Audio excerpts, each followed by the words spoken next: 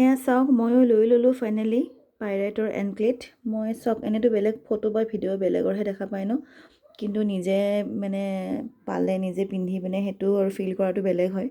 বহুত ধুনীয়া চাইন হয় দেই, সঁচাকৈ কামৰ মানে ফিনিচিং বহুত ধুনীয়া হয় চাইনটো। আৰু এইটো চাওক, এডাল হৈছে সৰু সৰু এডাল ব্ৰেচলেট হিচাপতো পিন্ধিব পাৰি, আৰু বাচ্ছা মানে সৰু ছোৱালী যদি মানে এনক্লেট হিচাপত পিন্ধে এনক্লেট হিচাপতো পিন্ধিব পাৰে, দুখন ভৰিতো পিন্ধিব পাৰে, এখন ভৰিতো পিন্ধিব পাৰে। এনক্লেটটো জেনেৰেলি এখন ভৰিতে পিন্ধে, তথাপিও সৰু কিছুমানক দুখনত পিন্ধালে ভাল লাগে ন। আৰু চাওক এইটো এডজাষ্ট কৰিব পাৰে, এনেকৈ এডজাষ্ট কৰিব পৰা আছে হুককেইটা, সৰু ডাঙৰ কৰিব পাৰি।